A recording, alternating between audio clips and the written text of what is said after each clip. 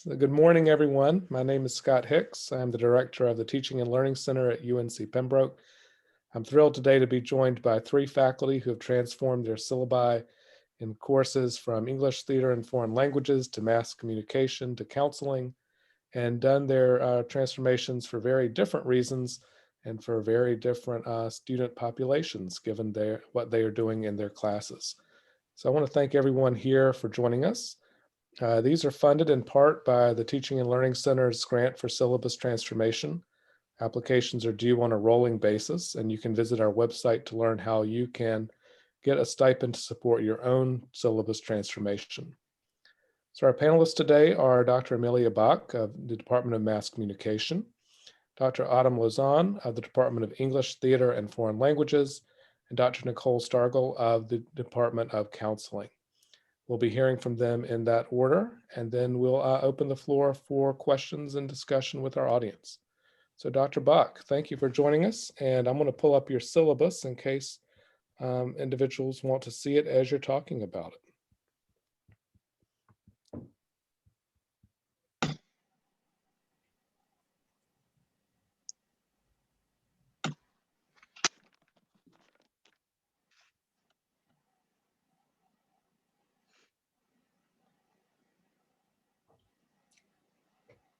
Okay, so I wanted to transform my introduction to PR syllabus. It's, our introductory course here in the Mass Comm department that really breaks down, what is public relations? What does that even mean?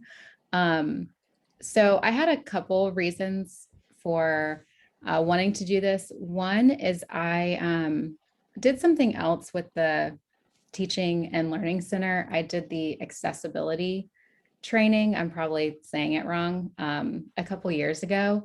And I really liked some of the stuff that I learned about just making some of my materials more accessible, like fonts and things, and just little things in your syllabus you can do to make things like screen readers easier for people. And I don't know, I just liked learning that stuff. And so Hannah Baggett Anderson has also done this grant, and she told me about it. And I was like, oh, what a fun way to kind of, just learn more about teaching and making your teaching materials better. Also, one of the big things that's come up in public relations in terms of things we need to be doing in terms of public relations education is cultural competency. Especially, just everything we've seen, in our own country in the last year, starting, in the summer, understanding different cultures, diversity, and that competency to communicate across cultures is a big thing. So the Office of Global Engagement felt like a natural partner for this. Public relations isn't practiced in a vacuum. The way organizations, communicate with their publics, it's not just an American public. Really, everything we do now, because of social media and the internet, is in front of a global audience. So I talked with the Office of Global Engagement, and they were like, yeah, absolutely. And so that was my partner, and that was, I really wanted to incorporate that globalness into this class. I do have a new textbook this year. And just like with the textbook I've been using, international stuff, being global minded is kind of stuck in one little chapter.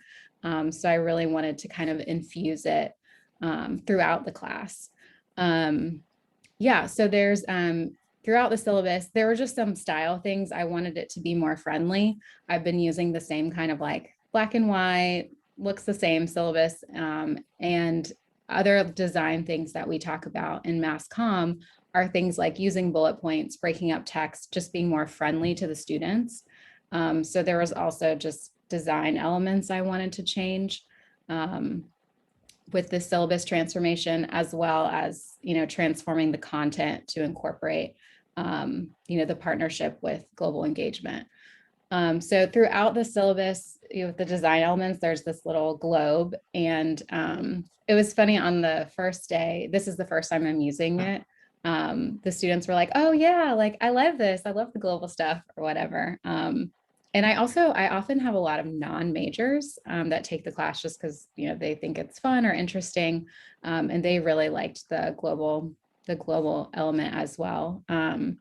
So other things, the big kind of global education thing I added was a mini project. And I think it's maybe like on the third page, but yeah, I just used a lot of colors. My grant went toward color printing. And the people at Staples in Aberdeen are really just wonderful. Okay, anyway, so I think if you scrolled, yeah, the global PR project. So I have the globe placed throughout the syllabus just to tell you it's a global element. So this project is coming up for them in a couple weeks, and it's not super deep, but they're going to have to research an assigned country and, you know, prepare culturally appropriate campaign messages. I'm still deciding. I like to give them a diversity of places, but that's new for this class. And then just little things. I think was it Dr. Whitehead who came and spoke? Autumn, I think you were there. So the Office of Global Engagement brought in someone to help you with global curriculum stuff. I think it was last spring. And so some of the mini assignments that she mentioned, I incorporated into this class. So on the first day, they had a discussion board where they had to identify 3 things that they are wearing or using, and go see, you know, where those headquarters are and then where they're actually manufactured and made. And just to show them, you know, again, like even if we think of something as an American company like Apple, it's really all over the world. And again, you have to deal with publics all over the world and public relations. Okay, I think that's it. I don't know, any questions? I feel like I'm talking a lot. I have a question. How often do you change your text? So I've been here 5 years. So when I came in the first year, it was dictated. Then I had the same text for 3 years, and then they aren't going to reprint it, when I'm sad because I loved that text. So I guess, you know, 2 to 3 times. We try not to do it a ton because, you know, it costs the students more. But like I said, the book I was using was getting a little old, and PR, you know, mass comm stuff changes so much. Yeah, so that's all. Okay. Thank you.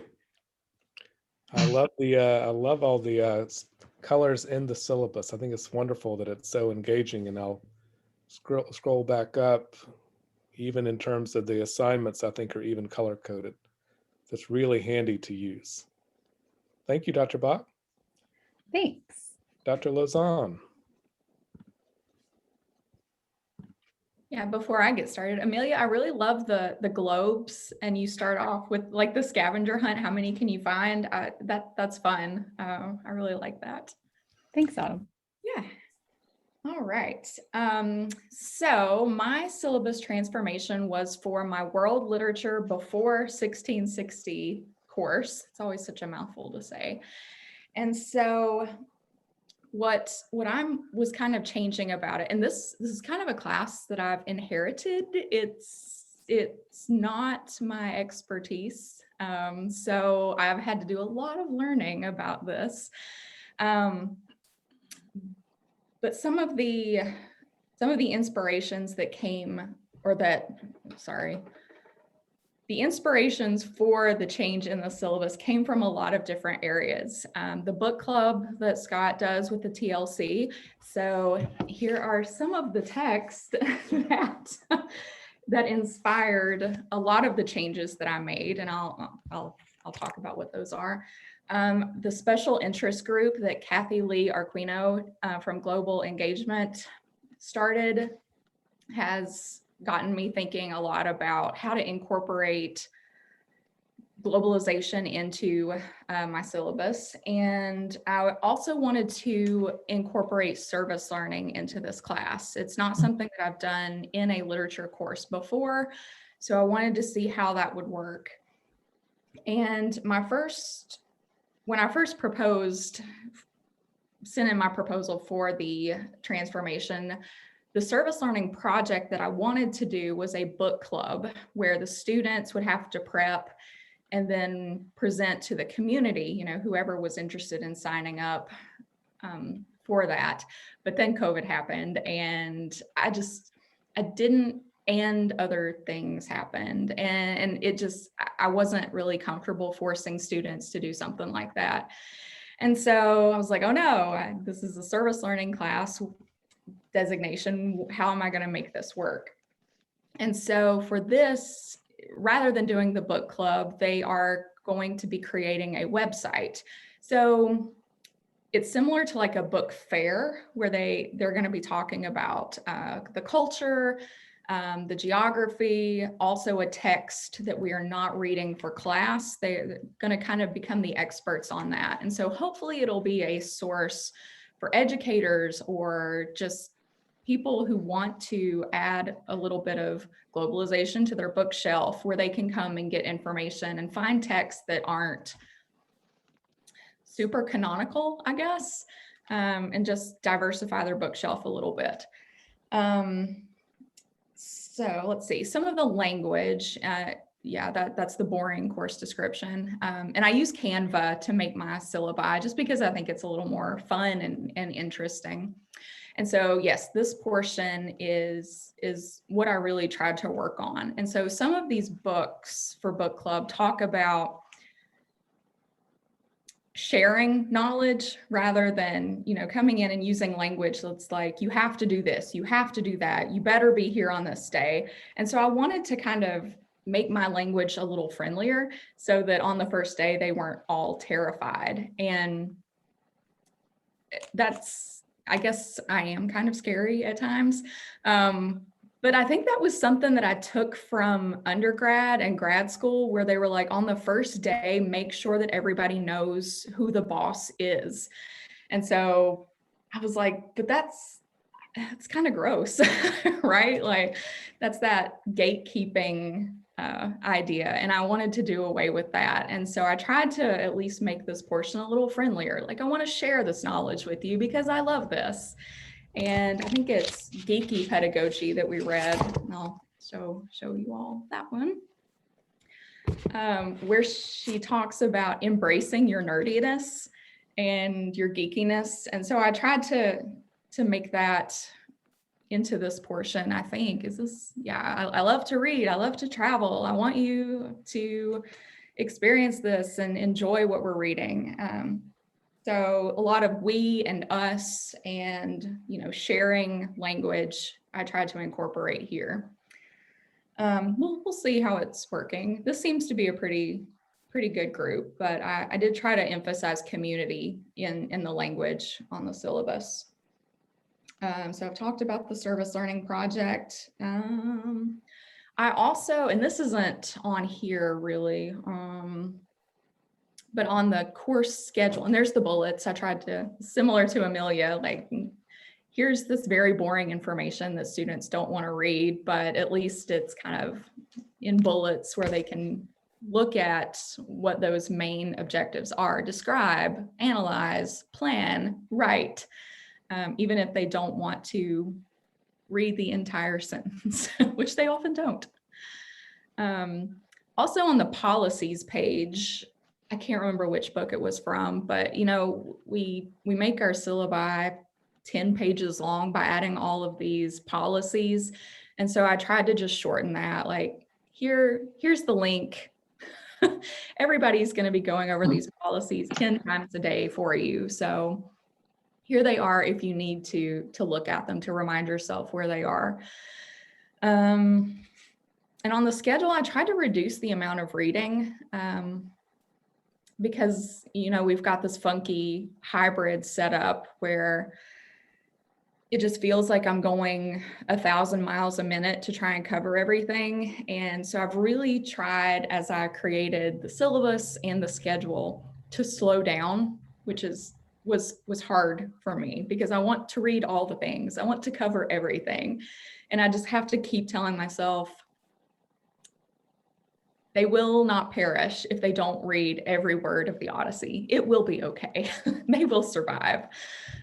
So those are the biggest changes. The language, where it was more community, us, we, sharing knowledge, not me speaking at you, which I feel like I'm doing right now. And then just trying to incorporate a lot of ideas from a lot of different groups on campus, which is enjoyable to do, to hear from other disciplines and see how that works and how we can make things more transferable, I guess. Thank you. Any questions, comments? I have another question. Do you integrate your global syllabus with, you kind of integrate your international with your national? Not really for this class, because we have American Lit courses, we have British courses, and so I really try to focus on things that they're not going to be exposed to. So yeah, mostly tech. I even tell them that that we're not going to read, even though in our textbook we have authors from England. I'm like, you can take an entire course on that. So we're not going to do that. We're going to make sure that we are covering authors who are not usually talked about. Okay. I liked your point about that you inherited the course and that you in some ways inherit how you saw yourself as a teacher. Like on the first day, you do the syllabus. So I like that doing the transformation allowed you to sort of disinherit both maybe the course as well as the way you taught, so that you made it completely yours. Yeah. I love that. Thank you. Yeah, I was just going to say, Autumn, thank you for saying that, because I think I absolutely approach the first day like that. So that's really given me something to think about, and why I feel like I need to tell them who the boss is. And also, I love this. It's beautiful. I love the way you broke down the grades and assignments. And I'm like, well, maybe I should do a pie chart. So maybe I'll try it on one and see how it goes. And also, are those your travel photos up here? No, I wish. Okay. I was like, wow, those are very attractive. I totally should have done that. Yeah. I also have to admit, I stole the pie chart from Professor Hannah Anderson. So yeah, she is just working her way in here, isn't she? We're building community. Yeah.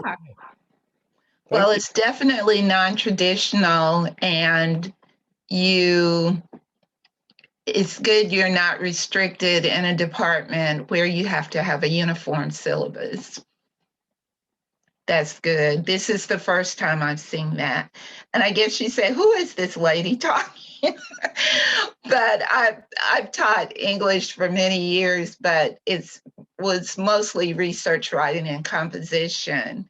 And I found that a lot of students are not really, especially students in this area, because most of them, the larger population, comes from the East Coast, southern states, and they've not traveled yet.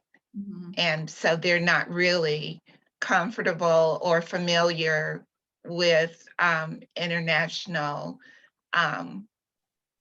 pedagogy or conversations, or even professors from other countries, they find a problem with that. And it's because of dialect and, not speaking proper English on a daily basis. And so I wanted to attend this. I'm new to UNCP. I'm with the School of Ed, with the graduate school, with the Master of Arts in Teaching. But I missed teaching English. This is my first semester not teaching English. So I wanted to attend this to see how these syllabus or syllabi are created. And it definitely would hold my attention, and I know it holds theirs, because it's not that traditional, as Dr. Boz said, black and white piece of paper. And Well, I'll say welcome. too, Oh, thank you. I'm an adjunct. I'm not a full-time, we're glad you're but here. I love learning. So I just kind of pop in on different workshops. We're glad you're here. I was gonna Thank say you. that Dr. Lauzon and Dr. Buck worked with the Office of Global Engagement, and they're also in a shared interest group. So if you're interested in that topic or others, please let us know as to how we can help you join in some of those communities. Oh, absolutely. Thank you, Dr. Hicks. And Dr. Stargell, you worked with the Office of Online Learning, I believe, as you revised your syllabus. Yes, correct. We'll turn it over to you. So we're going to see the transformations that you made. Okay. So that's an excellent segue as I kind of get started talking about mine. Is the main purpose of mine was to switch the class from a hybrid to a fully online format. And so that is why I worked with Office of Online Engagement, because they're very helpful in the types of technology and just the ins and outs of standardized online education and how to make it most effective. So that was my community partner in this project. And we, in the Department of Counseling, we are not necessarily kind of pigeonholed into a standardized syllabus, but we do very strictly adhere to APA style. And so as I saw your beautiful syllabi, I was like, oh, I should make mine like that. And then I was just like, though, I'm pretty sure the reason why we don't as a department is to model that, very standard. It's APA is not pretty, but it's functional. And so that's what you're getting with mine. It's functional. But I do think that I could add a little bit of color in terms like that pie chart. I love it. I think that I have the point breakdown, and there's no reason why I couldn't add a visual. I think it would be very helpful for students as well.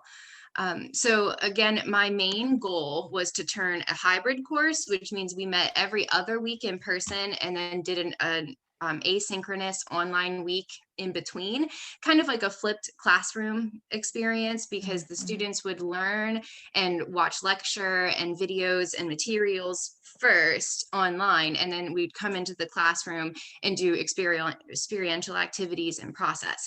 But the class that I did this for is called Counseling Children and Adolescents. And so you might think, oh, well, how does that lend itself to an online platform, especially with, COVID going on and everybody saying like, how do I work with a 5-year-old via technology? It's very challenging. However, what I was finding is that in the classroom, we don't have real children, right? So for basic counseling skills, it's easy to partner students up and they can practice skills on each other. But the classroom kind of falls flat when you're, wanting to have counseling kind of maybe simulations or just experiential learning around children specifically. And I was finding myself drawn toward online resources, even if we were meeting in person. Then coupled with the fact that our students are very busy, that's why we use a hybrid format for a lot of what we do, because we're an evening only master's program and the majority of our students are working full time. But as I'm doing advising pretty consistently, the students ask for what's offered fully online this semester, what's online. And this was definitely pre-COVID. So I think now more than ever, it's been so fun to kind of see this online technology that I really love and hold dear kind of come to life more recently. But even pre-COVID, students really wanted those fully online courses. And although this one doesn't intuitively scream like, let's teach about counseling children online, it really worked. And so that was the main purpose. And if you and I like what you said about the policies. I loved the universal syllabus link that the university provided, because it's important those students have those policies. But again, sometimes our syllabi can become super overwhelming if that's something that we're going over. So I really loved those universal syllabus link, and I really did try to clean up the policies, because sometimes when you're making 3 or 4 syllabi a semester, you can get really kind of like stuck if you're trying to update this stuff. So this grant was a perfect opportunity for me to also take care of some of these links and make sure everything is up to date, everything is as concise as possible. So that was wonderful. So the reason why I'm being pulled toward online resources is because the textbook that I use is published by Pearson, and it comes with something called My Counseling Lab. Now, the students have to pay a little bit, but the My Counseling Lab includes videos of real counselors working with real clients. And then it also includes many activities, either based on the videos, like it's like a 3-part question. What ethical considerations do you need to make? And then you type it out. And then the next question will be, what interventions might you use? And students type it out. So I was already turning toward that a little bit in terms of the use on the asynchronous weeks. But this time I was like, okay, well, we've got this lab. I actually don't get to use all of the activities that the students are paying for, because in person we come back together and we try to simulate, working with children in terms of like, I just channel myself as an inner child and do this 3-person house activity as though I'm young, and so that was the second goal, is really to maximize the benefit and cost effectiveness of students paying for this lab, because I think it's very important they get to see those videos, that hands-on learning that was designed specifically for the textbook. But then as another part that's especially important to me is that there's probably about 100 3-point multiple choice quizzes, and our students are required to pass multiple choice exams for their licensure. So we have that built in as a comprehensive exam for our students, and it essentially serves as the practice test for our students to graduate and get licensure. And that's, the goal of our program is our students want to graduate and become licensed professional counselors. And so My Counseling Lab also includes, like I said, over 100 3-question quizzes that the students would work through. So that's really where I started with the lab, because it's like we need to get our students really solid on their multiple choice test taking skills. Here's a way that I see I can do this. I've used it in my careers class, which is fully online. I found this lab. It's got those multiple choice questions as well. So I'm like, I'm going with it, but the students don't get to use all of it. So that was my poll.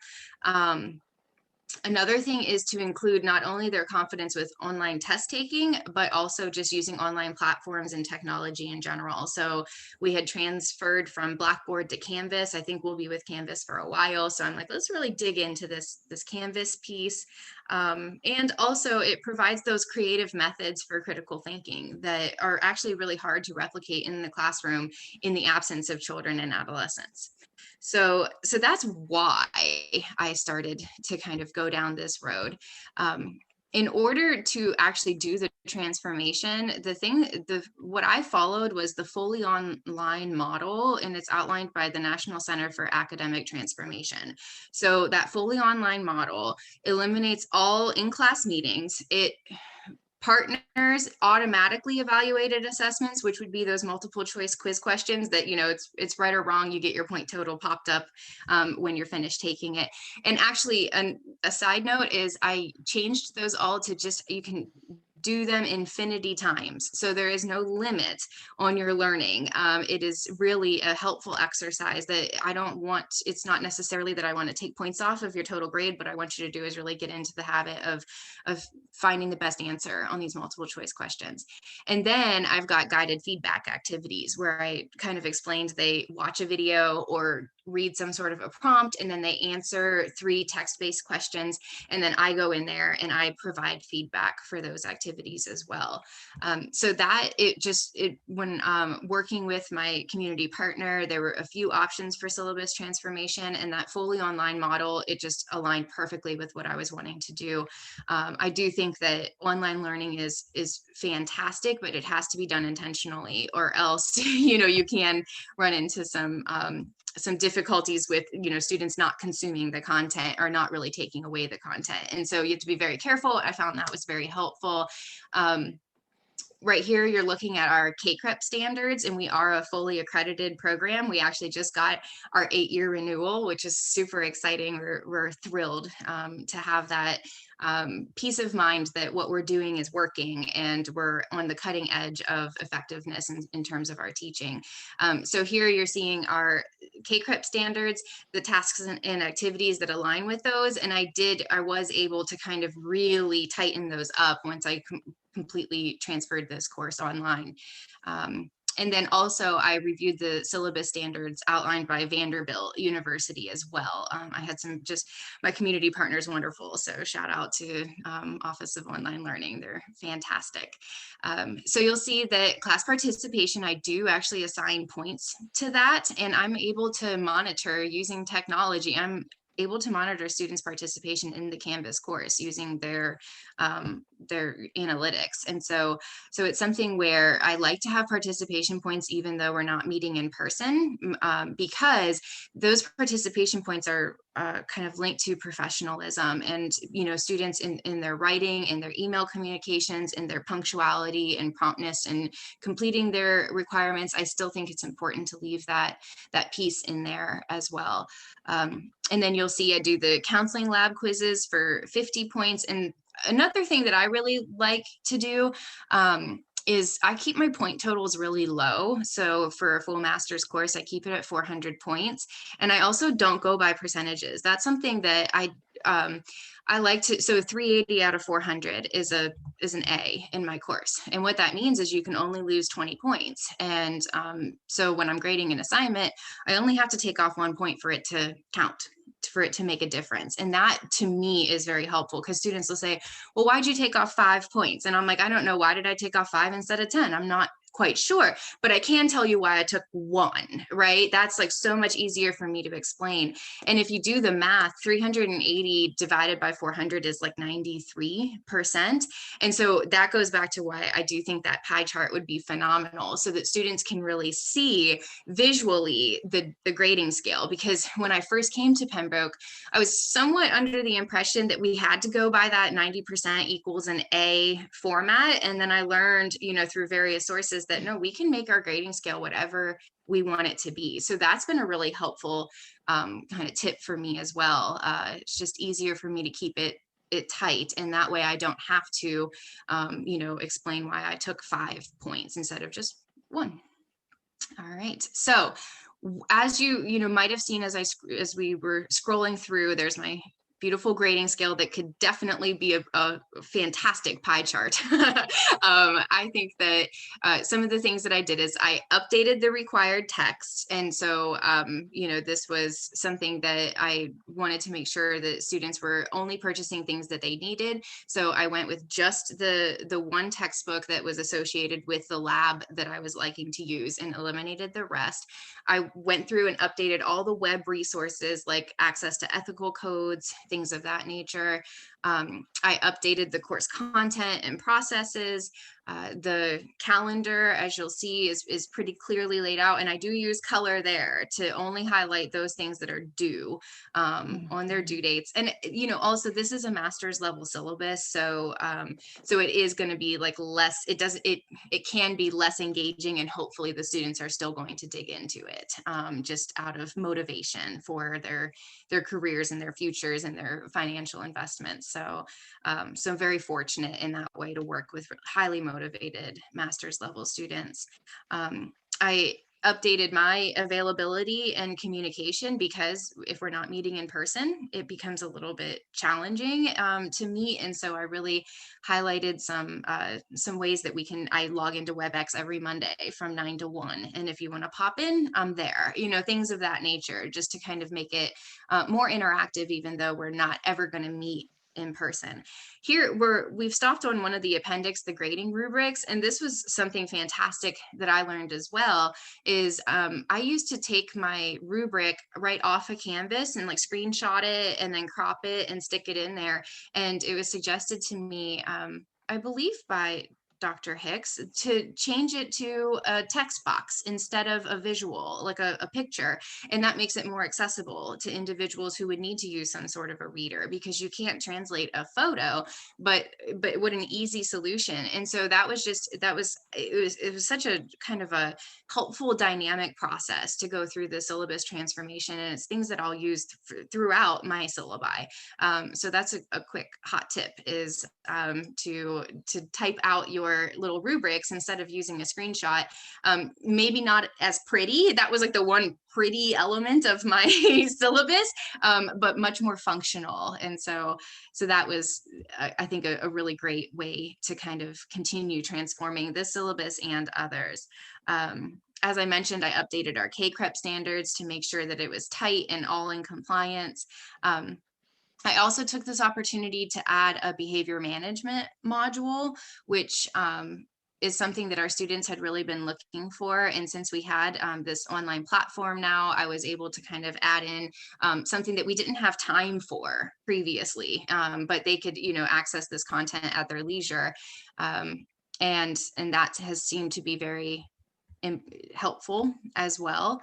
And I suppose that in terms of impact, if I jump, kind of to that part, we use now all parts of the counseling lab. So you'll see these exercises that I added, exercises 3 through 13. There's 13 topics in the counseling lab. And so we use all parts of it, all the exercises, which to me feels very important. If I'm asking a student to pay $50, $60 for a lab, I think that they deserve to use it. And that's one of the things I feel like it's my responsibility as the professor, because if I just say, well, go ahead, peruse the activities, I don't know if I did optional perusing as a master's student. However, if I just add a little bit of motivation there, by assigning it, and, really what they want is that feedback, right? And so I'm not going to do an assignment if my professor's not going to give me feedback on it. But we were able to use all parts of the lab. The students love the lab a lot. As a kind of a side note, I hope that it didn't have much bearing on my use of it, because like I said, I'm already using the lab for our career course. But for this lab, I actually had the opportunity to organize the photo shoot. So it was done on campus with one of our professors in the department, plus an alumni of our program, and then real youth from our community who came in and were gracious enough to donate their time. So our students especially love the lab, because they're like, oh, I know Rocky, or I know Dr. Jones, and it's really cool then to see emails and feedback from people in Oklahoma who are using the same lab. And also, so not only, kind of using high quality educational materials that came from Pembroke, but learning a little bit about our culture in the meantime. As like a fun side note, we have a little boy, he's like 6, and the counselor asked him a question and he said, well, I don't know, sir. And I guess students around the country just find that so fun, because it's so formal, and it's just really, I think it's a nod to our culture and our manners and our relational kind of values here in Pembroke. But it really just it's super fun also. So like I said, I used other labs for other classes, but this one is near and dear to my heart. So I think that's probably the extra energy I had to really dig in and transform this syllabus as well. All right. And that is pretty much it. Unless you want to know more, let me know. Happy to take questions, conversation. Yeah.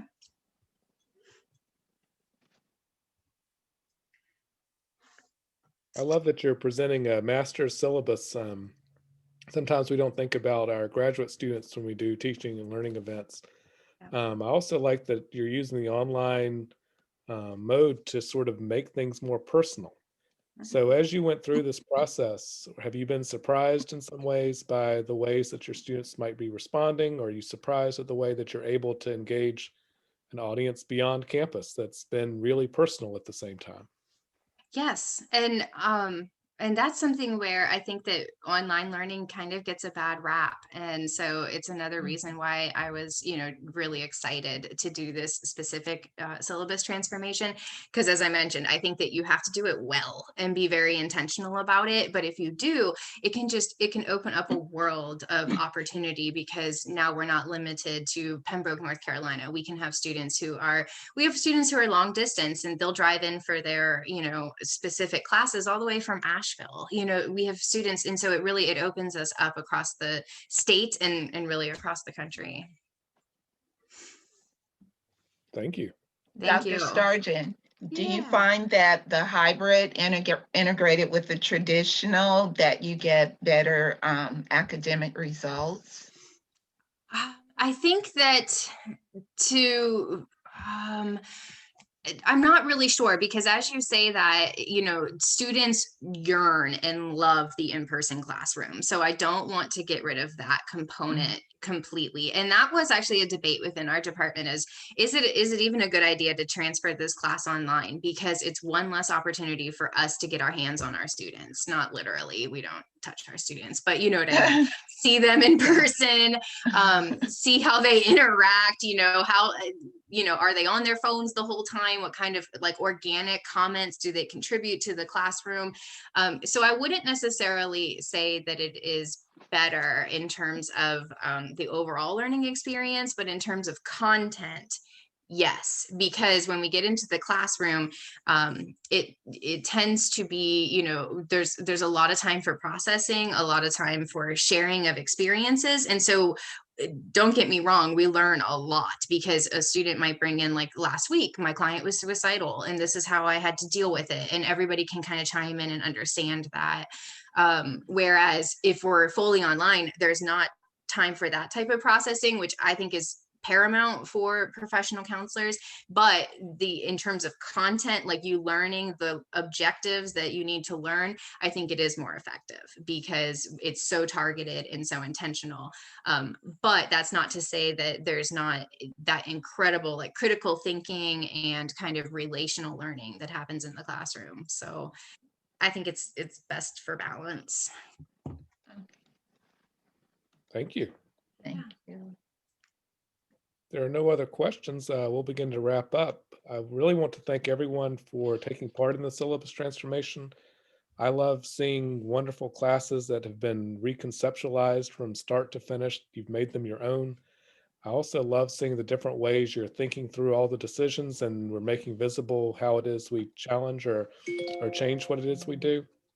So I've loved these. I'm taking away a lot of ideas that I want to integrate into my own classes. And so I hope you'll continue to take advantage of the syllabus transformation grant for other classes. And thank you for sharing with us today your transformations that can guide other people as they rethink their own syllabi. Thank you for having me. Thanks for joining us. Thanks Yeah, for the thanks. opportunity. Yeah, and Nicole, I just want to say